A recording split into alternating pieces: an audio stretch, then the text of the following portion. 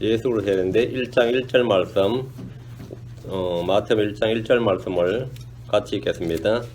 아브라함의 자손이시요 다윗의 자손이신 예수 그리스도의 세대에 대한 책이라. 이건 정확히 이제 하면 아브라함의 자손인 다윗의 자손이신 예수 그리스도의 세대의 책이라, 이렇게 해야 됩니다. 여기 이제 정확하게 이제 바꾸면 그렇습니다. 아브라함의 자손인 다윗의 자손, 아브라함의 자손인 다윗의 자손이신 예수 그리스도의 세대의 책이라. 오늘은 예수 그리스도의 세대 잠깐 기도합시다. 위대한 유고로 가인 주 안에 감사합니다. 또 주의 전날 함께 모여서 하나님의 말씀을 듣고 하나님의 말씀을 선포하고 또 함께 이 말씀으로 은혜를 받도록 주의 영께서 역사해 주시고 저희가 주님과 깊은 친교가 있도록 인도해 주시며 주의 영께서 저희 마음속에 크고 강하게 임하여 주시길 간구합니다. 그래서 모두 영과 진리로 주님 앞에 엎드리고 또 주님 앞에 이 경청하는 또 즐겁게 기쁜 마음으로 주의 말씀을 듣도록 하시고 믿음과 잘 결합할 수 있도록 하시며 말씀이 저희 마음속에 충만하게 가득 채워질 수 있도록, 그래서 그것이 열매를 맺도록 도와주시고 선하고 정직한 마음으로 말씀을 받도록 인도해 주시고 또 말씀이 자유로운 행로를 얻어서 저희 속에서 역사하시기를 간구합니다. 감사드리며 주의 성기도합니다. 아멘. 네. 이 킹제임스 성경을 제외한 현대 번들은 세대란 말을 족보 또는 계보라고 고쳐버렸지만 세대는 족보가 아닙니다. 성경에는 여러 사람의 세대가 나옵니다. 성경에 여러 사람의 세대가 나오는데 아담의 세대, 노아의 세대, 셈의 세대, 데라의 세대, 이스마엘의 세대, 이삭의 세대, 에돔의 세대, 야곱의 세대 등 반복해서 세대, generation, 이 세대란 말이 나오는데 이 세대의 책, 이렇게 the book of generation, 이 세대의 책, the book of generation, 세대의 책이란 말은 성경에 2번 나옵니다. 구약에 한 번, 신약에 한 번. 세대의 책이란 말은, 세대란 말은 뭐 엄청 나오는데 세대의 책이란 말은 2번 나와요. 아담의 세대들의 책, 그게 창세기 5장 1절, 그 다음에 마태복음 1장 1절, 예수 그리스도의 세대의 책. 아담의 세대들의 책, 예수 그리스도의 세대의 책. 아담은 예수 그리스도의 모형입니다. 아담은 예수 그리스도의 모형입니다. 로마서 5장 14절에 그럼에도 불구하고 아담으로부터 모세까지 아담의 원법과 같은 종류의 죄를 짓지 아니한 자들 위에도 사망의 군림하였는데 아담은 오셔야 할 분의 모형이니라. 아담은 오셔야 할 분이 누구죠? 예수님이죠. 아담은 오셔야 할 분의 모형이니라. 아담은 첫 사람입니다. 예수님 둘째 사람입니다. 아담은 하나님 형상을 따라 지음받았습니다. 예수님은 하나님 형상 그 자체이십니다. 아담은 지음받은 하나님의 아들입니다. 누가복음 3장 38절에 게나는 에노스의 아들이요 에노스는 셋의 아들이요 셋은 아담의 아들이요 아담은 하나님의 아들이었느니라. 아담은 하나님의 아들이었느니라. 하나님의 아들인데 이거는 어떤 아들이냐면 지음받은 하나님의 아들이었다. 지음받은 하나님의 아들이었다. 예수 그리스도는 유일하게 태어나신 하나님의 아들이십니다. 하나님께서 내가 오늘 너를 낳았도다. 지음받은 것과 태어난 것 차이죠. 아담 안에서 모든 사람이 죄를 지었고 모든 사람이 죽었습니다. 예수 그리스도 안에서는 모든 사람이 의롭게 되었고 모두가 영원한 생명을 얻었습니다. 고린도전서 15장 22절이 나오죠. 아담 안에서 모든 사람이 죽는 것 같이 그리스도 안에서 모든 사람이 살게 되리라. 아담 안에서는 모든 사람이 완다 죽는다. And he died. 아담의 세대의 책은 계속 그 말이 나옵니다. 그리고 그가 죽었더라. 아담 안에서 모든 사람이 죽는 것 같이 그리스도 안에서는 모든 사람이 살게 되리라. 아담의 세대의 책, 여러분 아담의 세대의 책을 딱 보면 그리고 그가 죽었더라 이 말씀만 있습니다. 아담 안에서는 모든 사람이 죽었기 때문입니다. 고린도전서 15장 22절에 아담 안에서 모든 사람이 죽는 것 같이 그리스도 안에서 모든 사람이 살게 되리라. 아담을 통해 현 세상에 죄가 들어왔습니다. 아담을 통해서 현 세상에 사망이 들어왔습니다. 예수님은 마지막 아담이십니다. 예수 그리스도를 통해 세상에 영원한 생명이 들어왔습니다. 예수 그리스도를 통해 의가 들어왔습니다. 첫 사람 아담은 살아있는 혼이 되었고 마지막 아담이신 예수 그리스도는 살려주는 영이 되셨습니다. 성경에는 세대란 말이 수없이 많이 나오지만 세대의 책은 말씀드린 2권뿐입니다. 아담의 세대들의 책, 예수 그리스도의 세대의 책입니다. 아담의 세대의 책에서는 아담이 머리입니다. 세대의 책에서는 아담이 머리, 아담의 세대의 책에는 당연히 아담이 머리죠. 예수 그리스도의 세대에서는 예수 그리스도가 머리입니다. 주야 세대입니다. 아담의 세대에서는 아담이 머리고 아브라함의 세대에서는 아브라함이 머리입니다. 에서 곧 에돔의 세대에서는 에서가 머리가 됩니다. 시조가 된단 말이죠. 그럼 예수 그리스도의 세대에서는 누가 머리가 되고 시작입니까? 예수 그리스도가 시작이고 머리입니다. 아담의 세대는 아담으로부터 태어난 자들을 다룹니다. 이삭의 세대는 이삭으로부터 태어난 자를 다룹니다. 야곱의 세대는 야곱으로부터 태어난 자를 다룹니다. 그럼 예수님의 세대, 예수 그리스도의 세대는 누구로부터 태어난 자를 다루겠어요? 예수 그리스도는 누구로부터 태어난 자를 다룹니까? 생명의 말씀이신 예수 그리스도를 통해 태어난 자들을 다룹니다. 이 점에 오해가 없도록 해야 됩니다. 우리는 예수 그리스도의 세대입니다. 우리는 예수님에 의해 태어났기 때문입니다. 마태복음 1장 1절은 아브라함의 아들이신 다윗의 아들 예수 그리스도의 세대의 책이라 이렇게 말합니다. 이 책 안에는 죽었다라는 사망 선고가 한 번도 없습니다. 그분이 생명이시기 때문입니다. 예수님은 처음부터 계셨던 생명의 말씀입니다. 마태복음 1장은 신약성경의 첫 페이지로 누구나 성경을 통독할 때 시작하는 첫 번째 장 중에 하나입니다. 신약성경의 맨 처음 첫 장의 첫 소절이 아브라함의 아들인 다윗의 아들이신 예수 그리스도의 세대의 책이라 이렇게 시작합니다. 신약성경 전체 성격을 규명해주는 말씀입니다. 신약성경은 예수 그리스도의 세대의 책이다. 구약은 아담의 세대의 책이다. 아담의 세대의 책이고 신약은 예수 그리스도의 세대의 책이다. 신약성경의 성격을 규정해주는 말씀입니다. 구약은 아담의 세대들의 책이고 신약은 예수 그리스도의 세대의 책입니다. 예수 그리스도의 세대는 세대들이 아니고 한 세대뿐입니다. 예수 그리스도 외에는 다른 세대가 있을 수 없기 때문입니다. 예수는 죽지 않기 때문에 영원히 살아계시기 때문에 세대들이 아니라 딱 한 세대밖에 없습니다. 마태복음을 기록한 마태는 레위라는 이름으로 세관에서 일을 하던 세무공무원이었습니다. 오늘 하시면 IRS죠. 레위라는 이름에서 여러분 뭔가 느끼는 게 있을 겁니다. 레위. 마태의 본명이 레위입니다. 레위. 야곱의 12아들 중에서 레위가 있습니다. 레위 지파에서 모세가 나오고 대제사장 아론이 나옵니다. 레위라는 이름은 레위 지파, 레위인이라는 이름만으로도 그 이름만 들어도 종교적입니다. 그 성경에서 레위 하면 그 레위 지파, 레위한 그냥 종교적이에요. 제사장 가문이죠. 근데 세리 레위는 제사장 가문이 아니라 세리 레위는 뭐였나요? 예, 세무공무원이었습니다. 세관에서 일하는 공무원이었습니다. 마가복음 2장 14절에 그분께서 지나가시다가 알피의 아들 레위가 세금 받는 곳에 앉아있는 것을 보시고 그에게 나를 따르라 하시니 그가 일어나 그분을 따르니라. 그 자리에서 이제 직장 그만두고 주님을 따랐다 이 말이죠. 레위는 세관에서 세금을 받는 일을 하다가 나를 따르라는 주님의 부르심을 받고 그분을 따랐습니다. 이 사람이 바로 마태복음의 저자 마태입니다. 이 사람이 마태예요. 자, 마태복음 10장 3절에 빌립과 바돌로메와 도마와 세리 마태와 알페의 아들 야고보와 별명이 다 되어 넷배와 하는데 제자들 12제자 이름이 쭉 나오는데 그 중에 독특한 표현이 있어요. 이름만 말하면 되죠. 빌립과 바돌로메와 도마와 마태와 이름 되는데 뭐라고 있어요?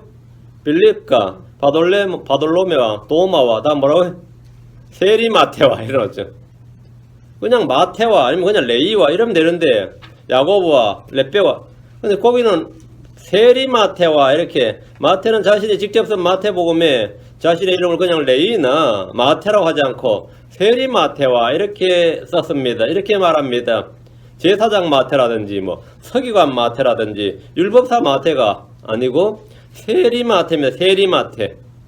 이 세리 마태란 말은 지금 우리가 읽을 때는 아무것도 아니죠. 우리가 읽을 때는 아무것도 아닌데 이 그 당시 유대사회에서 세리 마태 이 말은 조선시대에 백정 마태 아니면 요즘 포주 누구누구 이런 말과 똑같은 굉장히 불명예스럽고 밝히기에 너무나 더럽고 언급하기조차 싫은 그런 이름에 속합니다. 그런 자신을 떳떳하게 세리 마태 이렇게 말하고 있습니다. 세리 마태.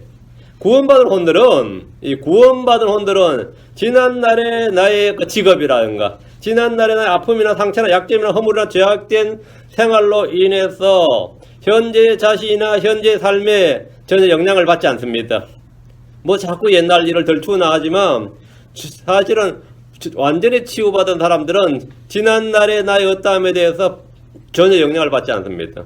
그건 이제 더 이상 상처가 아니기 때문입니다. 그건 더 이상 허물도 아니고 약점도 아니고 오히려 하나님 은혜만 드러납니다. 지금은 성도 마태죠. 지금 예수님의 제자 마태고 예수님의 사도 마태입니다. 그 마태가 지금 세리 마태와 우리는 이미 치유받았고 상처는 모두 암으로서 흉터가 되었기 때문입니다. 예수님 당대의 세리는 창녀와 더불어 공인된 2대 죄인들 중에 하나였습니다. 공인된 이대 죄인들이. 그냥 죄인들 하면 세리는 자동으로 갔어요. 세리는 사람들의 무시와 천대를 받았던 것이 아니라 우리 주님께서도 말씀 중에 세리들은 죄인들로 분류하셨습니다. 세리들도 죄인들로 우리 주님도 그렇게 분류하셨어요. 마태복음 5장 41절 47절에 너희가 너희를 사랑하는 자들 사랑하면 무슨 보상을 받겠느냐? 세리들도 그와 같이 하지 아니하느냐? 그러면 세리들도 그와 같이 하지 않느냐? 또 너희가 너희 형제에게만 무난하면 다른 사람들보다 더 많이 행하는 것이 무엇이냐? 세리들도 그와 같이 하지 아니하느냐? 주님께서 계속 뭐 하면서 비교 대상이 뭐죠? 세리들도 그와 같이. 세리들도 이렇게 말씀하세요. 세리들도. 주님은 세리들도 그와 같이 하지 않느냐? 이렇게. 세리들도 하는 일이라고 하심으로써 세리란 사람들은 죄인들의 대표격으로 뭐 세리도 하는 일인데 세리를 그렇게 표현하셨습니다. 다른 지역과 달리 세리들은 특별히 따로 떼어내서 죄인들의 물로 지칭하신 예는 얼마든지 있습니다. 마태복음 9장에 보면 세리들과 죄인들, 마태복음 11장 19절로 세리들과 죄인들, 마태복음 18장 17절로 이교도들과 세리, 마태복음 21장 31절에는 세리들과 창녀들, 누가복음 18장 10절 11절에는 바리새인과 세리. 하여튼 죄인들 넣을 때는 꼭 뒤에 뭘 집어넣는 거야? 앞뒤로? 세리란 말을. 세리란 말이 그 당시 얼마나 이 죄인의 대표격으로 쓰였는지 아시겠죠? 항상 뭐 하면 그냥 죄인들한테 세리들과 죄인들, 세리들과 죄인들, 이교도라 세리들, 세리들과 창녀들, 세리들과 뭐 바리새인과 세리. 바리새인하고 세리가 이게 어울리는 급수가 아니에요. 바리새인은 가장 어렵고 종교적인 사람이고 가장 존경 받는 사람들이었는데, 근데 주님께서 바리새인과 세리 이렇게 묶어버렸습니다. 예수님을 대적하고 모독하는 사람들은 언제나 예수님을 세리들과 연관시켰습니다. 예수님은 세리들의 친구다 이렇게. 이는 유럽에서 죄인들을 히틀러나 나치에 연관시키는 것보다 더 심한 모욕입니다. 레이는 자신을 세리마태라고 기록했습니다. 이는 자신을 뭐 전과자, 뭐 사형수 마태, 성폭행범 마태 이런 것보다 더 심한 모독이고 자기 비하하는 말인 동시에 그를 구원해 주시고 사도로 삼으신 우리 주 예수 그리스도의 은혜를 증언하고 선포해 주시는 겁니다. 선포해 주는 겁니다. 세리 레이가 주 예수 그리스도를 만남으로 성도 마태가 되었고 사도 마태가 되어서 마태복음 시작 제목이 뭐냐면 우리가 마태복음 이러지만 성도 마태가 전한 복음, The Gospel According to Saint Matthew, 성도 마태가 전한 마태에 따른 복음. 이게 마태복음이에요. 그 마태복음 제목이 성도 마태에 따른 복음 이렇게 되어 있습니다. 자, 본문을 보겠습니다. 1절.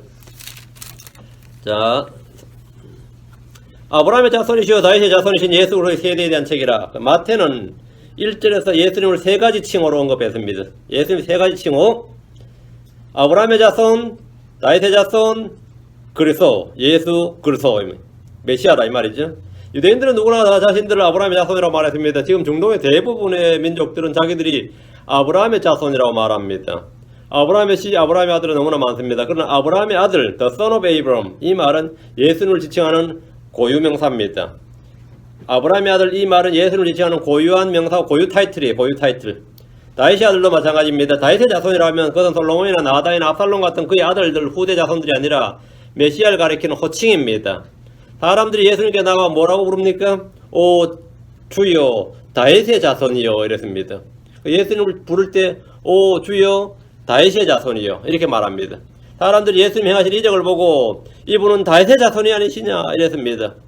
이스라엘 사람들이 예수님을 맞을 때 호산나 다윗의 자손이여 찬송하려다 주의 이름으로 오시니여 이렇게 다윗의 자손이여 이 말이 그냥 그 자체가 메시아란 뜻입니다. 심지어 성전에서 놀던 아이들도 호산나 다윗의 자손이여 이렇게 말했습니다. 다윗의 자손은 다윗에게 약속한 그리스도란 뜻입니다. 다윗의 자손이라는 뜻은 다윗에게 약속한 그리스도. 아브라함의 자손이라는 뜻은 하나님께서 아브라함에게 약속한 그리스도란 말입니다. 그 뜻이에요. 아브라함의 자손, 아브라함의 씨에서 태어날 메시아를 말하고 다윗의 자손이란 다윗의 허리에서 다윗의 씨에서 태어날 메시아를 말합니다. 예수님은 하나님께서 아브라함과 다윗에게 약속하신 씨, 약속하신 아들 그리스도이십니다. 다시 1절. 아브라함의 자손이시오 다윗의 자손이신 예수 그리스도의 세대에 대한 책이라. 마태복음 1장은 예수 그리스도의 세대의 책입니다. 족보책이 아닙니다. 계보책이 아니에요. 세대는 족보나 계보가 아닙니다. 왜? 아브라함부터 다윗까지는 뭐 족보라 그래도 어느 정도 말이 맞을지 몰라도 예수님은 다윗의 아들은 맞는데 솔로몬의 아들이 아닙니다. 르호보암의 아들도 아니에요. 이 지네릭 코드로 그 지네릭 커넥션이 솔로몬과 예수님은 전혀 없습니다. 다윗과는 있는데 다윗의 씨는 맞는데 솔로몬의 씨는 아니에요. 그렇게 저 같은 일장은 왕의 족보가 아니단 말이죠. 우리 제목이 보면 왕의 계보 일어나는데 족보가 아니고 계보도 아니고 세대입니다. 제너레이션이에요. 제너레이션입니다. 예수 그리스도 세대의 책이다. 세대란 말을 이제 계보로 또는 세계 계획은 아마 세계로 되어 있을 겁니다. 세계 이렇게 번역한 성경은 주의 말씀이 아닙니다. 예수 그리스도의 세대라면 예수 그리스도 이후를 다뤄야 됩니다.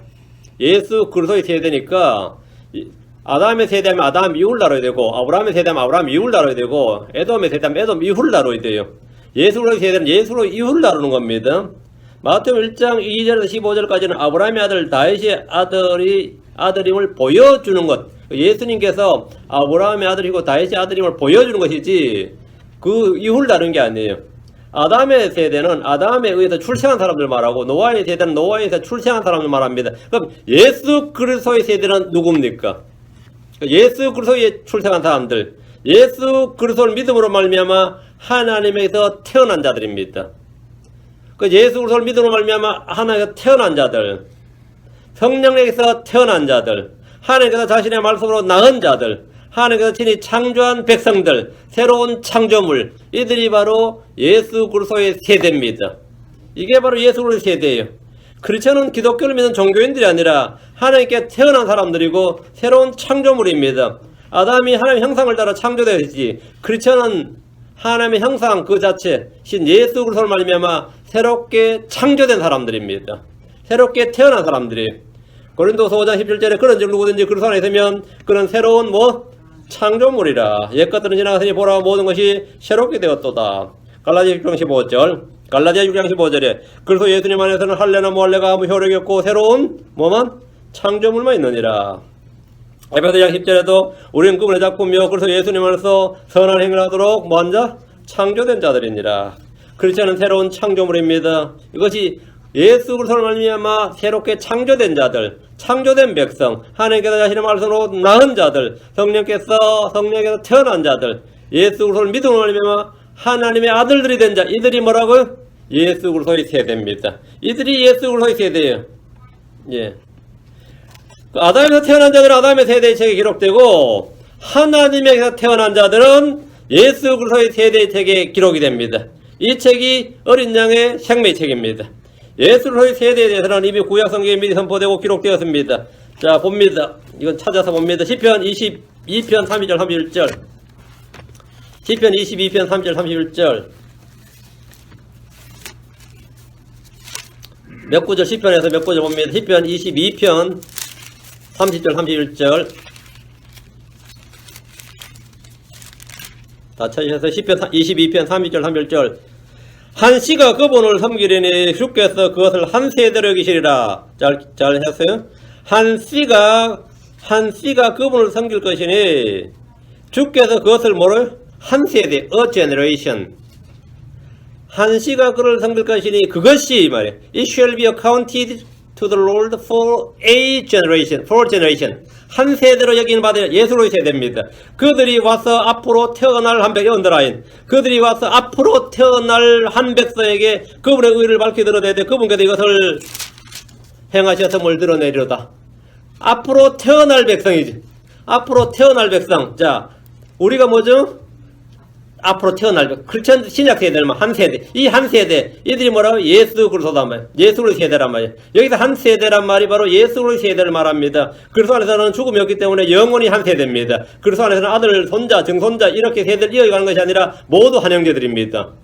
모두 한 형제예요. 그러니까 동주가 내 아들인데도 형제 이러잖아요. 이 한 세대란 말이지. A generation이란 말이에요. 주님께서 한 세대로 여기는 백성 구약이 아니라 앞으로 태어날 한 백성입니다. 이스라엘이 아닙니다. 크리스천입니다. 시편 102편 8절 102편 18절 시편 102편 18절 시편 102편 18절 예, 시편 102편 18절 이것이 다가올 세대를 위해 기록되리니 창조될 백성의 주를 찬양하려다. 언더라인. 이것이 다가올 세대. 자, 보세요. 이것이 뭐라고요? 다가올 세대. The generation to come. 예수 그리스도의 세대입니다. 다가올 세대를 위해 기록되니 창조될 백성이 주를 찬양하로다. 우리가 바로 그리스도 안에서 새로운 창조물이죠. 창조될 백성이, 이래서 창조될 백성이.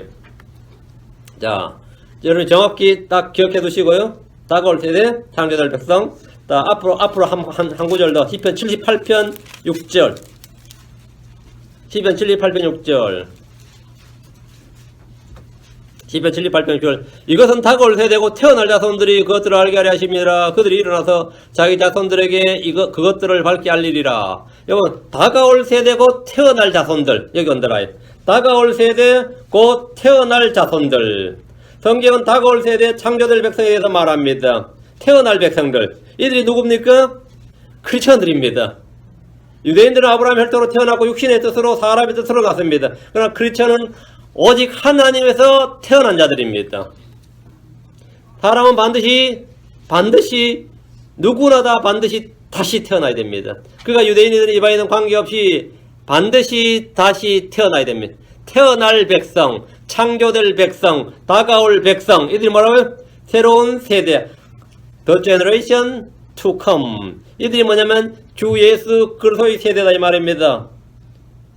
하나님에서 태어나지 않으면, 하나님에게서 태어나지 않으면 그는 하나님의 왕국을 볼 수 없고 하나님의 왕국으로 들어갈 수가 없습니다. 성도 마태는 마태복음이 아브라함의 아들이요 다윗의 아들이신 예수 그리스도의 세대에 관한 책임을 선포하고 있습니다. 예수 그리스도의 세대가 누구인지 무엇인지 이해하지 못하면 신약 성경은 처음부터 닫힌 책이 되고 맙니다. 예수 그리스도의 세대를 선포한 사람이 누굽니까? 예수 그리스도의 세대. 이 세대를 누가 선포하느냐고요? 이사야 53장 8절. 이사야 53장 8절.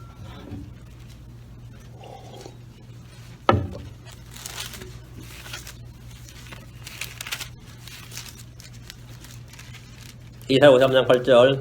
그는 감옥에도 가지 못하고 공정한 재판도 받지 못하였으니 누가 그의 세대를 밝게 드러내리요. 여기 그의 세대 언더라인. 누가 그분의 세대를, 누가 그의 세대를 밝게 드러내리요. 주 예수 그리스도의 세대. 마태복음 1장 1절에 나옵니다. 누가 그의 세대를 밝게 드러내리요. 그는 산자들의 땅에서 끊어졌으며 내 백성의 범죄로 인하여 매를 맞았도다. 누가 그의 세대를 밝게 드러냅니까? 그건 선포자들이죠. 우리가 이제 그의 세대를 밝게 드러내죠. 성도 마태는 마태복음 1장을 찔러서 그의 세대, 즉 예수 그리스도의 세대를 밝게 드러내고 있습니다. 우리는 모두 그분의 세대에 속한 자들이요 그분의 세대를 밝게 드러내야 됩니다. 왜 그렇죠? 베드로전서 2장 9절에 나옵니다. 베드로전서 2장 9절에 그러나 너희는 선정된 세대요. 너희는 뭐라고? 선정된 세대, chosen generation이든. 너희는 we are the chosen generation. 너희는 선정된 세대의 왕가의 제사장이요 거룩한 민족의 특별한 백성이니 이것은 너희를 어둠에서 불러내어 자신의 놀라운 빛으로 들어가게 하신 분께 대한 찬양을 너희가 전하게 하려 하심이니라. 너희는 선정된 세대다. 무슨 세대? 선정된 세대. 선정된 세대. 주 예수 그리스도의 세대다 말입니다. 너희는 선정된 세대, 그의 세대다. 여러분 다 누구의 세대라고요? 우리는 모두 예수 그리스도의 세대다. 우리는 바로 그 세대에 태어났다. 우리는 예수 그리스도의 세대다. 예수 그리스도의 세대는 선정된 세대입니다. 예수 그리스도의 세대는 의로운 자들의 세대입니다.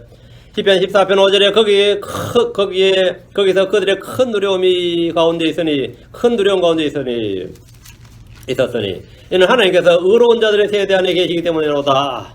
하나님께서 의로운 자들의 세대 안에 계시기 때문이로다. 하나님은 지금 의로운 자들, 성도들은 모두 의롭게 된 자들입니다. 의로운 자들의 세대 안에 계십니다. 다시 마태복음 1장 1절. 아브라함의 자손이시오 다윗의 자손이신 예수 그리스도의 세대에 대한 책이라. 세대의 책이라. 성경의 세대에 관한 책은 둘밖에 없다고 했습니다. 세대란 말은 창세기에 10번 나오고 성경 전체로는 144구절이나 나오지만 세대의 책이란 말은 구약의 첫 번째 책인 창세기와 신약의 첫 번째 책인 마태복음에 각각 한 번씩 나옵니다. 창세기 5장 1절. 창세기 5장 1절. 이것은 아담의 세대들에 대한 책이라. 아담의 세대들의 책이라. 하나님께서 사람을 창조하신 날에 하나님의 모양대로 그를 만드시되. 자, 첫사람 아담의 세대와 둘째 사람이요 마지막 아담이신 예수 그리스도의 세대가 전부입니다. 모든 사람들은 아담의 세대에 속하든지 아담의 세대들에 속하든지 예수 그리스도의 세대에 속하든지 둘 중에 하나입니다. 아담의 세대들은 아담 안에서 모두 죽습니다. 아담의 세대들은 죄를 지은 이후에 아담 형상 아담의 모습을 따라 태어났습니다. 예수 그리스도의 세대에 속한 자는 영원히 죽지 않습니다. 예수 그리스도의 세대는 아들이신 그분의 형상을 따라 지음받습니다. 2절 다시 마태로 와서 1장 2절. 아브라함은 이삭을 낳고 이삭은 야곱을 낳고 야곱은 유다와 그의 형제들을 낳았더라. 자, 2절부터 6절은 아브라함의 아들이신 예수 그리스도를 기록하고 있습니다. 예수 그리스도는 아브라함의 씨입니다. 아브라함의 씨다. 아브라함은 하갈에서 이스마엘을 낳았고 사라에서 이삭을 낳았고 그두라사에서 다른 아들들도 많이 낳았습니다. 유대인들은 모두 예외 없이 자신들이 아브라함의 자손이라고 말합니다. 중동의 무슬림들도 대부분 자신들이 아브라함의 후손이라고 주장합니다. 그렇죠? 유대인들이 예수님 앞에서 하는 말이에요. 그들이 그분께 응답하여 이르되 아브라함이 우리 아버지니라. 맞는 말입니다. 그 예수님께서도 인정하셨어요. 나도 너희가 아브라함의 씨인 줄 아노라. 나도 너희가 아브라함의 씨인 줄 아노라. 그러나 내 말이 너희 안에 있을 것이 없으므로 너희가 나를 죽이라는도다. 자, 잘 보셔야 됩니다. 주님은 세리 삭개오에게도 그도 아브라함의 자손인 적이 나를 구원의 이 집에 이르렀도다. 삭개오도 아브라함의 자손이었어요. 그렇죠? 그들은 분명히 아브라함의 자손들이고 아브라함의 줄기에 속한 자들입니다. 사도들 역시 그 사실을 정확히 말해줍니다. 사도행전 13장 26절에 사람들아 형제들아 아브라함의 줄기에 속한 자손들아 너희 가운데 하나님을 두려워하는 모든 자들아 그분께서 이 구원의 말씀을 너희에게 보내셨거늘. 유대인들한테 뭐랬냐면 아브라함의 줄기에 속한 자손들아 이랬어요. 그러나 이들은 아브라함의 줄기에 속한 자들이고 아브라함의 씨인 건 맞는데 아브라함의 믿음에 속한 자들은 아니었습니다. 아브라함의 믿음에 속한 자들은 아니었다. 아브라함의 씨에서 난 자이지만 아브라함의 행위를 하고자 하진 않았습니다. 왜? 아브라함의 믿음에 속하지 않았기 때문입니다. 예수 그리스도의 세대는 아브라함의 믿음에 속한 자들을 말합니다. 갈라디아서 3장 7절에 그런즉 너희는 믿음에 속한 자들 곧 그들이 아브라함의 자손들인 줄 알지어다. 믿음에 속한 자들이 뭐라고요? 그들이 아브라함의 자손이다. 믿음에 속해야 아브라함의 자손이다. 혈통으로 아브라함의 자손인데 믿음으로 아브라함의 자손이 아니에요. 아브라함의 자식들 중에는 이삭 있죠. 그래서 이스마엘도 있단 말이죠. 그들의 자식들도 있는데 약속의 자녀, 믿음에 속한 자만 아브라함의 자손이란 거예요. 이삭은 하나님께서 말씀하신 그의 유일한 아들입니다. 아브라함은 이삭을 낳고 있는데 이삭은 only begotten son이 자식이 많은데 어떻게 only begotten son이냐고요. 그게 아브라함의 유일한 아들이라고요. 이삭은 약속의 상속자입니다. 그래서 성경은 아브라함은 이삭을 낳았고 이렇게 말합니다. 이는 단지 육체의 씨를 말한 것이 아니라 약속의 아이들이어야 한다 이 말입니다. 약속의 아이들이어야 된다. 아브라함의 믿음의 상속, 아브라함이 받은 약속, 아브라함이 받은 말씀을 그대로 받아서 받은 아들이어야 된다는 거예요. 그러니까 이스마엘은 육체로 아브라함의 자식이 맞는데 아브라함이 약속을 받지는 못했어요. 맞죠? 약속을 받지는 못했습니다.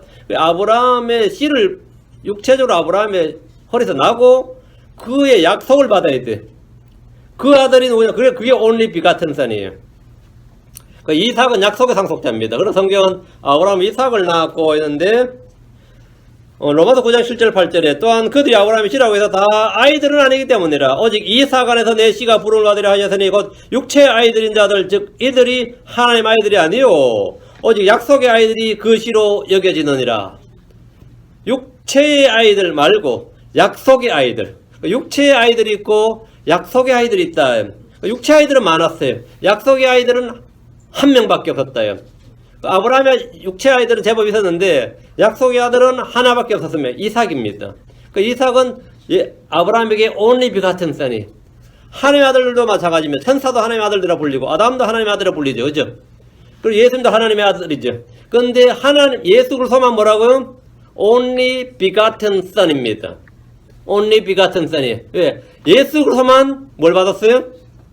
예, 하나님의 약속을 받았단 말이에요.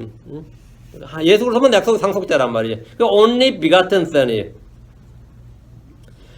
그래서 지금 로마서 9장 7절 8절에 아브라함의 씨라고 해서 다 아이들은 아니다. 아브라함의 씨라고 해서 다 아이들은 아니다. 오직 이삭 안에서 내 씨가 부름을 받으려 하셨으니 이삭이 약속을 받았죠. 육체의 아이들인 자들 즉 이들이 하나님의 아이들이 아니요 오직 약속의 아이들이 그 씨로 여겨지느니라. 믿음에 속한 자들이 아브라함의 자손인 줄 알아 이 말이. 아브라함의 자손이라. 하나님께서 이스마엘의 혈통을 문제 삼거나 이스마엘의 행실의 문제를 삼으신 것이 아닙니다. 하나님은 사람을 예모로 취하지 않으십니다. 하갈은 노예의 종이었다. 이집트 태생이었다. 흑인이었다. 등등은 전혀 문제가 아닙니다. 혈통과 체면을 중시하는 유교 문화에서는 순수혈통, 적통을 중시하지만 하나님은 그런 것을 문제 삼지 않으십니다. 이 유교 문화라는 것이 참 황당한 거예요. 하여튼 뭐 한편으로는 뭐 또 좋은 점도 있을지 모르겠는데 이 과정을 중시합니다. 나하고 A와 B, 나하고 약속을 계약서 썼으면 얘는 계약 자체가 성립돼 버리면 그 계약을 이행하느냐 안 하느냐만 여기 중요하죠. 근데 한국 사람들은 그게 아니라 계약서를 다시 보고 계약이 맺어지는 과정이 정당하지 않았다 그래요.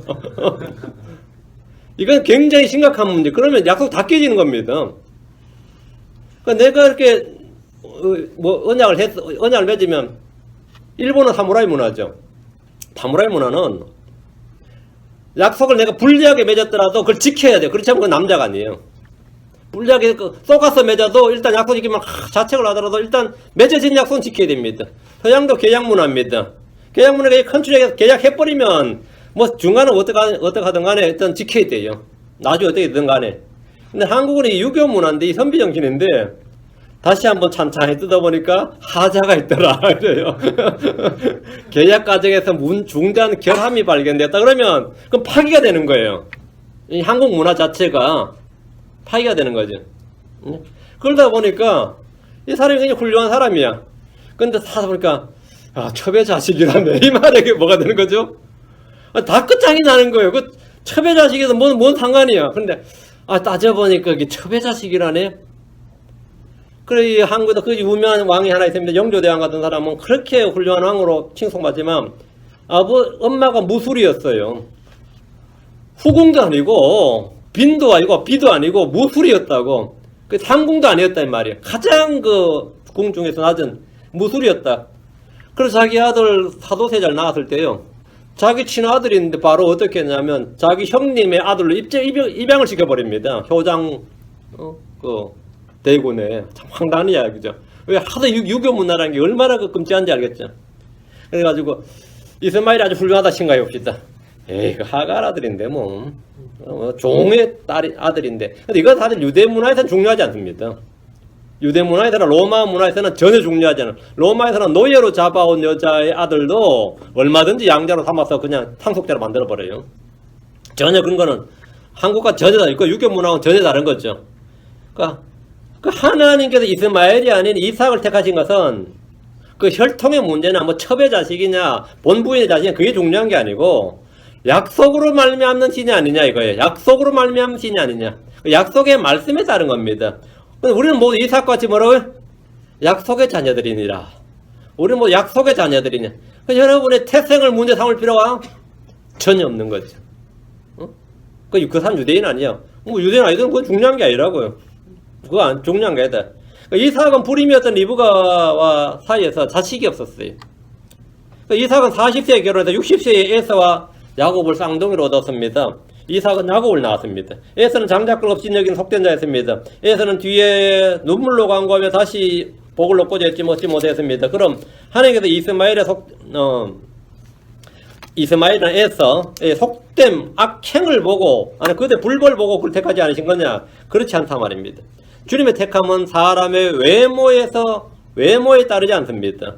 야곱은 에서에 비해 인격적으로 성숙하거나 의롭거나 거룩하지 않았습니다. 그는 에서보다 훨씬 더 속임수에 능하고 빼앗는 자고 비열한 자였습니다. 한 배에서 같은 시각에 태어난 에서와 야곱 사이에 주님 누굴 택하셨습니까? 이들의 혈통이나 가문이나 생활 환경이나 배경은 똑같습니다. 성격과 인격은 택함의 기준이 아닙니다. 그럼 뭡니까? 이 부분에 대한 주의에는 로마서 9장 10절 11절에 있습니다. 로마서 9장 10절 11절 이뿐 아니라 리브가도 한 사람과 우리 조상 이삭으로 말미암아 후퇴했는데 그 아이들이 아직 태어나지도 아니하고 무슨 소이나 악을 행하지도 아니하였으되 선택에 따른 하나님의 목적이 행위로 말미암지 않고 오직 부르시는 분으로 말미암아 서게 하려 하사. 복중에 있을 때보다 주님께서 형이 아우를 섬기리라 이랬어요. 에서가 아닌 야곱이 택함 받은 이유는 야곱이 늦게 나온 거야. 아우가 된 거예요. 그 에서가 약간 늦게 나왔으면 에서가 택함 받은 거죠. 에서가 아닌 야곱 택함 받은 이유는 하나님의 목적이 행위로 말미암지 않고 오직 부르시는 분으로 말미암아 서게 하려는 걸 보여주신 겁니다. 하나님의 목적과 부르심과 선택과 예정은 사람의 행위로 말미암지 않습니다. 그렇다면 죄인들은 아무도 부름받지 못했을 겁니다. 하나님은 사람의 선한 행위나 상태에 따라 부르신 것이 아니라 원하는 자는 다 내게로 오라 했습니다. 원하는 자는 다 내게로 오라. 수고하고 무거운 짐진 자들, 목마른 자들, 줄인 자들, 아버지께 듣고 배운 자들, 어린아이들, 세리와 창녀들 구분 없이 다 내게로 오라. 이것이 하나님의 뭐라고요? 부르심이에요. 하나님의 목적이 사람의 행위나 태생이나 출생이나 업적이나 지위나 신분에 말미암지 않고 부르시는 분으로 하나님이 부르시는 분이. 부르시는 분은 어디에 부르시는 거죠? 다 내게로 오라. 다 내게로. 그 다라는 게 누구냐요? 다. 응? 세리와 창녀 구분 없이 원하는 자는 누구나 다. 그 사람의 행위와 상태에 따라 부르신 것이 아니라 다 내게로 오라. 부르시는 분이 그렇게 부르셨단 말이에요. 주님은 자기 종들에게 그런 너희는 큰 길로 나가서 만나는 자들을 다 혼인잔치에 초대하라. 누구를 초대하라고요? 다 초대하라. 야곱이 에서에 비해서 믿음이 좋아서 의로워서 경건해서 덕이 있어서 기타 어떤 이유로 택함받은 것이 아니고, 전혀 그런 것이 아니고 자신이 행한 의로운 행위로 말미암은 것이 아니듯이 우리가 부름받은 것은, 어떤 죄인들이 구원받는 것은 행위에 따른 것이 아닙니다. 하나님은 속임수에 능한 야곱을 택하심으로 행위로 말미암지 않는 부르심의 원칙을 제시하셨습니다. 부르심의 원칙이다. 부르심의 원칙은 뭐냐요? 하나님의 뜻대로 옵니다. 하나님의 뜻대로는 뭐냐요? 누구든지 예수를 믿는 자는 다 선택받는다. 누구든지 예수를 믿는 자는 다 선택받는다. 이것이 바로 야곱을 택하신 하나님의 목적입니다. 다시 2절입니다. 야곱은 유다와 그의 형제들을 낳았고, 자, 이제 이게 12아들이죠. 야곱은 유다와 그의 형제들을 낳았고 이랬죠. 야곱은 유다를 낳았고 이러지 않고 야곱은 유다와 그의 형제들을 낳았고, 여기서 이스라엘이 나온단 말이죠. 야곱은 유다와 그의 형제들을 낳았는데 성경은 야곱의 12아들, 즉 이스라엘 12지파를 말할 때 유다와 그의 형제들 이렇게 말합니다. 유다와 그의 형제들, 누구와 그의 아이들, 어때요? 누구와 그의 제자들, 그럼 유다가 대표가 되는 거죠. 유다와 그의 형제들이니까 12아들 중에서 유다가 지금 대빵이에요. 유다가 대표예요. 유다는 야곱의 넷째 아들로 레아에게 태어났지만 그는 형제들의 우두머리 통치자 대표자로 언급되어 있습니다. 장자는 루벤이었습니다. 루벤이 장자였고 장자권은 요셉이었습니다. 장자권은 요셉으로 이어졌고, 요셉이 살았을 때 모든 형제들은 다 요셉에게 내주요 이러면서 무릎 꿇었어요. 무릎 꿇고 경배했습니다. 좀 머리 숙였어요. 요셉이 이 집에 속내고 자기들 주였단 말이죠. 특히 아버지 죽었을 때는 완전히 혼비백산했죠. 아들들 자기한테 보복할까봐. 요셉이 그 당시에는 당연히 저건 줄 알았죠. 왜? 요셉이 장자권은 요셉에게 했다 이거야. 실제 생물학적으로 장자는 루벤이었고 장자권은 요셉이었는데 지금 뭐라는 거예요? 유다와 그 형제들이 하잖아요. 통치권은 누구에게 했느냐? 유다에게 했다는 거예요. 역대상 5장 1절 2절에 루벤은 맏아들이었으나 자기 아버지 침상을 더럽게 하였으므로 그의 장자권이 이스라엘의 아들인 요셉의 아들들에게 주어졌더라. 장자권이 뭐라? 그의 장자권이, 루벤의 장자권이 이스라엘의 아들인 요셉의 아들들에게 주어졌더라. 그래서 이게 에브라임입니다. 요셉 에브라임으로 가요. 계보는 장자권에 따라 계수할 것이 아니니라. 유다가 그의 형제들보다 우세하였고 우두머리 치리자가 유다에게서 났으나 장자권은 요셉의 것이었더라. 그 우두머리 치리자는 어디서 났다고요? 유다에게서 났다. 다윗이 유다 지파죠. 우두머리 치리자는 유다에게서 났어요. 유다가 그 형제들보다 우세했다 이거예요. 루벤이 아닌 요셉으로 장자권이 이어졌다면 당연히 예수님은 요셉의 지파에서 나와야 할 것 같은데, 예수님은 요셉의 지파가 아닙니다. 약속의 성경은 요셉이 아니라 유다로 이어졌습니다. 요셉과 유다 중에서 한번 생각해 보세요. 요셉과 유다 중에서 누가 더 믿음이 좋았습니까? 그럼 비교할 필요가 없는 거예요. 요셉과 유다가 어떻게 그 비교가 됩니까? 비교할 것도 없어요. 유다는 장자도 안 했고 장자권도 받지 못했습니다. 믿음이 좋은 사람이면 당연히 요셉하고는 비교 자체가 안 되는 사람이었어요. 루벤은 요셉을 죽이지 말자고 형제들을 말렸고 형제들을 몰래 빼내 살리려고 했습니다. 그때 유다가 딱 나섰는데 요셉을 죽이는 대신에 팔자 이랬어요. 요셉을 죽이는 대신에 팔아버리자고 했습니다. 요셉을 팔아버리고 평생 아버지를 속였습니다. 유다는 형제를 미워하고 시기하는 살인자였고 아버지를 속인 거짓말쟁이였습니다. 그는 자기 맏아들 애를 위해 며느리를 맞았는데 다 말이었습니다. 다 말이었어요. 그러나 유다의 큰아들 엘은 주의 눈앞에서 사악했고 부전자전이었어요. 유다가 사악한 만큼이나 자기 아들 맏아들이 또 사악했습니다. 그래서 하나님께서 이 맏아들 엘을 죽여버렸습니다. 주께서 하도 사악해서 죽여버린 케이스. 이런 케이스가 드뭅니다. 성경에서. 그를 죽였어요. 유다는 둘째 아들 오난이, 둘째 오난을 다말에게 들어가게 했지만 그는 씨를 주지 않으려 하다가 죽게 죽임을 당했습니다. 아들 둘을 졸지 잃어버렸죠. 유다는 자기 아들 셀다를 다말에게 주어야 했지만 또 죽을까봐 걱정이 돼서 꾀를 냈는데 장사하지 않았다며 주지 않았습니다. 그러다 자기 아내 수아가 죽자 창녀를 취했는데 유다가 취한 창녀가 자기 며느리 다말이었습니다. 세상에 이런 콩가루 집안이 없습니다. 이게 뭐 이런 뭐 말도 입에 남기도 생각해도 못 고르는 이런 콩가루 집안이 따로 없을 정도에. 근데 유다가 분노해서 말했죠. 자기 며느리 불에 태워 죽이겠다고 말했죠. 끌어내라 그랬는데 알고 보니까 자기가 그 당사자라는 걸 알고 난리 나버렸죠. 의롭고 경건한 요셉과 유다의 삶의 행적은 극과 극으로 정반대였어요.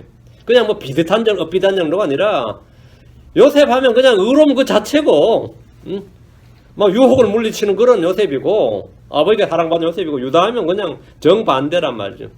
그 요셉과 유다의 행적은 완전히 반대, 너무나 달랐습니다. 그런데 요셉이 아닌 유다가 택함을 받았습니다.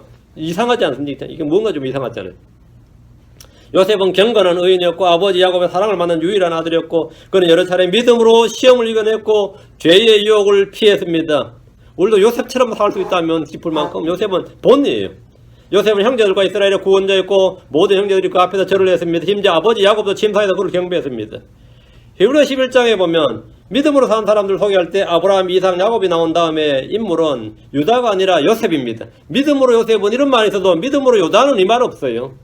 믿음으로 노아는, 믿음으로 아브라함은, 믿음으로 이삭은, 믿음으로 야곱은 쭉 나오다가 믿음으로 요셉은 이거 그렇죠. 히브리 11장 22절에 믿음으로 요셉은 이런 말이 있지만 믿음으로 유다는 이런 말 없습니다. 그래도 불구하고 요셉이 아닌 유다입니다. 요셉이 아닌 유다예요. 주목하셔야 됩니다. 영적인 거자라 불리는 사람들이 택함받는 것이 아닙니다. 하나님 특별한 계시와 은혜를 받은 사람들을 통해서 일하시는 것이 아닙니다. 이스라엘의 구원자로 요셉을 택하셨고 다음은 모세를 택하셨고 재판관들 시대는 지파에 관계없이 사사들을 택하셨습니다. 형제 요셉을 팔아버린 유다는 아버지의 슬퍼하는 모습을 보고 자기 형제들로부터 떠났습니다.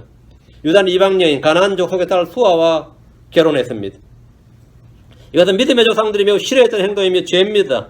하나님은 그런 유다를 택하셨습니다. 유다가 의로웠기 때문이 아닙니다. 우린 모두 유다와 같은 사람들입니다. 우린 모두 유다의 요셉과는 별로 없습니다. 저희 교회에서 자기가 요셉과라고 생각한 사람 다 유다에 속하지 어디가 더 친밀도가 있어요.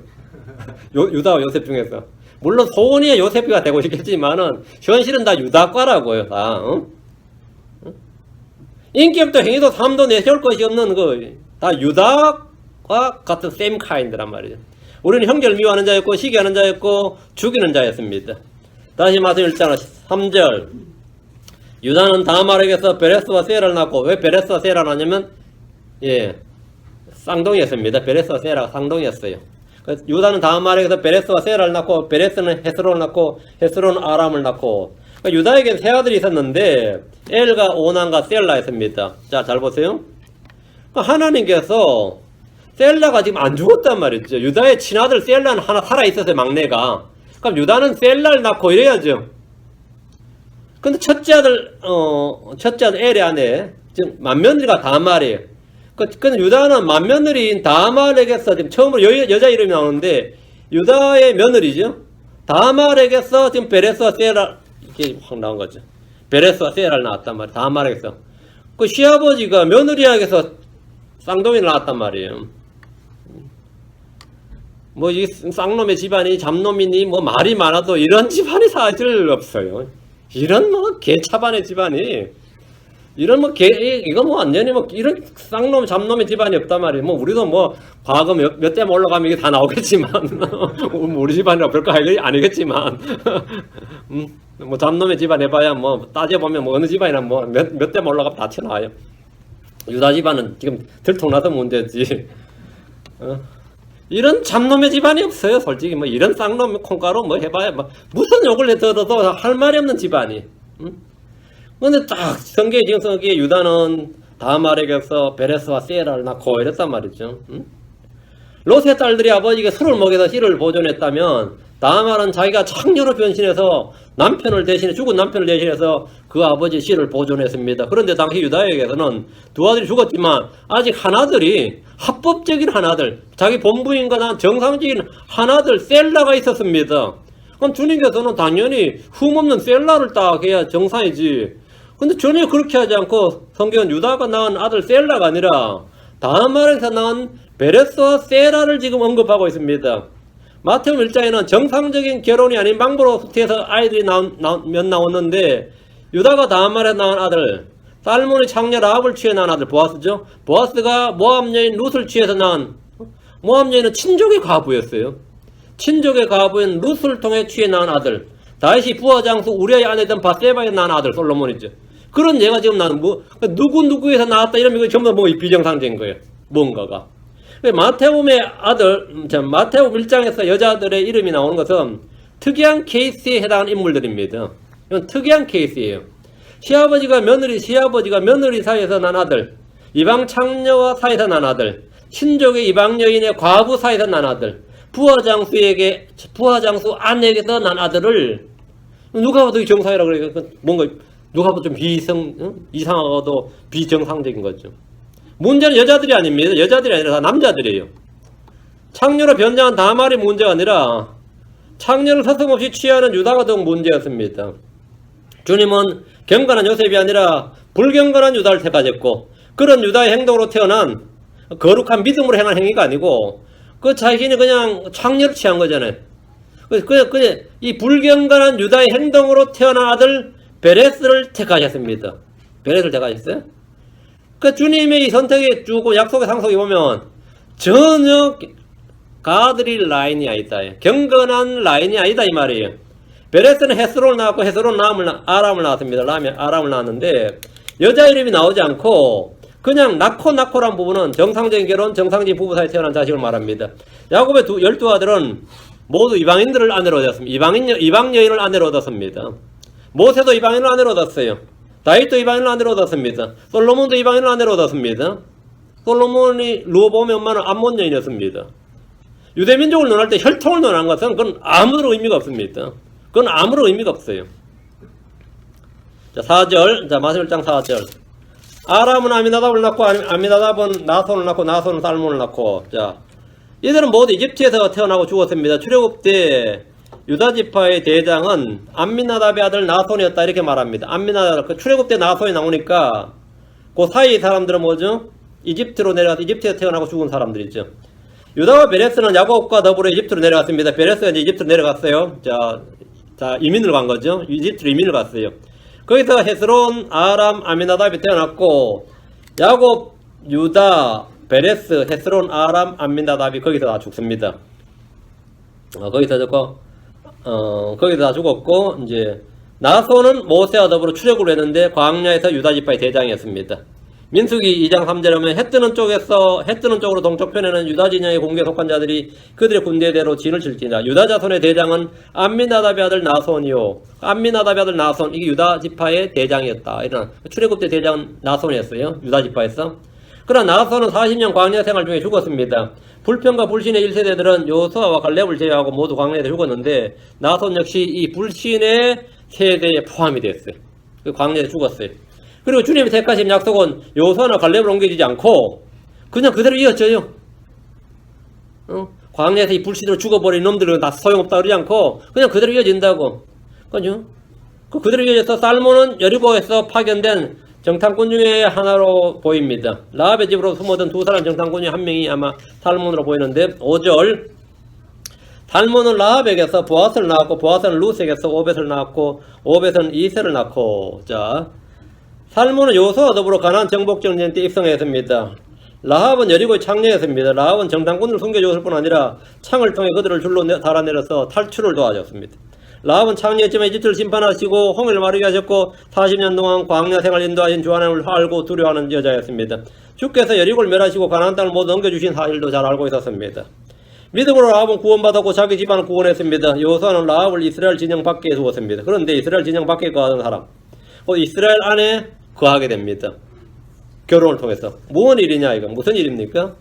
유다지파의 대장이었던 살몬이 라합을 아내로 맞은 겁니다. 라합을 아내로 맞았어요. 살몬이 이방인이었고 창렬한 사실을 개의치 않고 자기 아내로 삼았습니다. 정상적이라면 유대인이 이방인 여자요 그것도 창렬을 아내로 삼아 자식을 낳는 것은 상상도 할 수 없는 일이었습니다. 선조였던 유다는 며느리를 창녀로 잘못 알고 취했지만 살몬은 창녀인 줄 알고 취했습니다. 착각이나 오해나 실수가 아니라 살몬은 여리고의 창녀인 줄 알면서 취했어요. 살몬 라합에게서 보아스를 낳았습니다. 핵심은 믿음입니다. 오늘날 유대인이니 이스라엘이 하는 말은 절대 혈연 공동체가 아닙니다. 절대로 혈연 공동체가 아닙니다. 순수 유대 혈통이라는 건 없습니다. 유대인의 시조라 할 수 있는 유다는 이방 여인 가나안 족속과 가나안 족속의 여인 수아와 결혼했습니다. 요셉은 이집트 여인과 결혼했습니다. 그렇죠? 제4년 따로 결혼했죠? 12족장 중에 같은 유대인과 결혼한 사람은 아무도 없습니다. 율법의 소유자 모세는 미디안 여인과 결혼했고 제온은 이디오피아 여인과 재혼했습니다. 메시아의 계보에는 유대인 순수 혈통이라는 거 없습니다. 이집트에서 유대인들은 자기들끼리 결혼한 것이 아닙니다. 아이들까지 75명이 이주해서 400년 동안 근친 결혼했던 것이 아닙니다. 이집트 사람들과 결혼해서 200만이 넘는 인구로 불어난 겁니다. 고로 출애굽 때 이스라엘이라 불리는 사람들은 혈연 공동체가 아니었습니다. 요셉은 완전히 셈족이었지만 요셉 아들은 함족과 셈족의 혼혈이었습니다. 에브라임, 므낫세는. 그때부터는 다 그렇게 되었습니다. 그러니까 이 출애굽 때부터 이스라엘이라 불리는 사람들은 전혀 혈연 공동체가 아니었다 이 말입니다. 하나님을 믿는 신앙을 가진 사람이 유대인입니다. 할례 언약을 받은 이가 유대인이었어요. 유대인이란 신앙 공동체입니다. 보아스는 먼 친척의 과부였던 모압 여인 루시에게서 오벳을 낳았습니다. 모압 여인 루시 과부의 처지로 나오미를 따라 유대 땅으로 온 것은 믿음 때문이었습니다. 룻은 하나님을 믿는 신자였습니다. 이방인이었지만 모압 여인이었지만 신자였어요. 핵심은 믿음입니다. 룻기 1장 16절 17절에 룻이 이르되 나보고 어머니를 떠나며 어머니를 따르지 말고 돌아가라고 강건하지 마소서. 어머니께서 계시는 곳에 나도 가고 어머니께서 머무는 곳에 나도 머물리이다. 어머니의 백성이 내 백성이 되고 어머니 하나님이 내 하나님이 되리니 어머니께서 죽는 곳에서 나도 죽어 거기 묻힐 것이니이다. 만일 죽는 일을 위해 어떤 다른 것이 나와 어머니를 갈라놓으면 주께서 내게 벌을 내리시고 더 내리시길 원하나이다 하며, 우리말로 대명사로 지금 고쳐서 룻이 이르되 어머니 나보고 어머니를 떠나며 어머니 다 보니 이게 전부 다우예요. 룻이 이르되 나보고 당신을 떠나며 당신을 따르지 말고 돌아가라고 강건하지 마소서. 당신께서 가시는 곳에 나도 가고 당신께서 머무는 곳에 나도 머물리다. 당신의 백성이 내 백성이 되고 당신의 하나님 내 하나님이 되니 당신께서 죽는 곳에 나도 죽어 거기서 묻힐 것이니다. 만일 죽는 일 외에 다른 어떤 것이 나와 당신을 갈라놓으면 주께 내게 벌을 시고 더 내시길 원하시나이다. 이 킹제임 성경에 그렇게 되어 있습니다. 이제 우리는 지금 이제 이렇게 대명사를 이제 실명사로 바꿔놓은 건데, 나와 당신 사이에 나와 당신 이렇게 돼. 룻은 모압 여인이었지만 놀라운 믿음의 소유자였습니다. 율법에 따르면 모압 족속은 주의 회중에 10대 1위까지 영원히 들어오지 못한다고 했습니다. 그런 룻을 아내로 취한 것은 뭐가 비정상이고 예외적인 케이스입니다. 창녀로 변장을 한 며느리다 말이나 여리고의 창녀였던 라합이나 과부였던 모압 여인 등을 통해서 자식을 얻은 것이나 거기서 난 자식이 약속의 상속자가 된 것은 놀라운 일입니다. 이것이 뭐냐면 주 예수 그리스도의 세대의 특징입니다. 주 예수 그리스도의 세대는 누가 구원받는다고요? 죄인을 불러 회개시키는 겁니다. 죄인이 약속의 상속을 받는 거예요. 죄인이 구원받는데. 공통점은 뭐냐? 이 여자의 공통점은 뭐냐면 다 믿음이 있었다는 겁니다. 다말이든지 라합이든지 룻이든지 출생이나 뭐는 전부 다 달랐지만, 배경은 다 달랐지만 하나는 있었는데 뭐냐면 믿음이 있었어요. 하나님께서 이 여자들의 이름과 그들에서 난 자식들을 약속의 상속자로 삼으신 것은 하나님께서 부르시는 이 부르심의 목적은 말이죠. 출생이 아니다 이 말입니다. 그들의 행적이나 삶이 아니다, 인격이 아니다. 종교도 아니고 인종도 아니고 족속도 아니고 죄도 아니고 신분도 아니고 성별도 아니고 믿음을 통해서, 그가 과거에 지금 어떤 사람 상관없이 믿음을 통해서 예수 그리스도의 결혼을 통해서 누구나 예수 그리스도의 세대수로 들어올 수를 보여주는 겁니다. 우리 모두 다 그리스도의 신부입니다. 예수 그리스도의 결혼을 통했어요. 예수 그리스도의 결혼을 통해서. 예수 그리스도는 어떤 사람을 아내로 삼냐면 이런 사람을 다말, 라합, 룻과 같은 사람들이, 이런 사람들을 전부 다 그리스도의 신부가 되는, 이런 사람들이 그리스도의 신부가 되는 겁니다. 이런 사람들이 결혼을 통해서 뭐가 됐냐? 그리스도의 세대로 들어온 겁니다. 그리스도의 세대. 주 예수 그리스도의 세대는 바로 이런 사람들이에요. 이런 사람들. 누구나 믿음으로 예수 그리스도의 세대가 된다. 그것이 바로 지금 마태복음 1장 1절 예수 그리스도의 세대가 지금 밝혀주는 진리입니다. 자, 계속해서 잠깐 쉬었다 계속합시다. 기도하고, 예. 위대하시고 인주하는 감사합니다. 함께 도시 운을 보시고 복을 주시고 오늘 온정을 주의 말씀이 차고 넘치도록 인도하여 주실 간구합니다. 주 예수 그리스도의 세대 우리를 창조하시고 우리를 부르시고 또 하나님께서 새로운 백성 새로운 창조물 또 하나님께서 친히 낳으신 아들들이 되게 하시고 또 그리스도와 한 몸을 이루게 하심을 한 영을 이루게 하심을 감사합니다.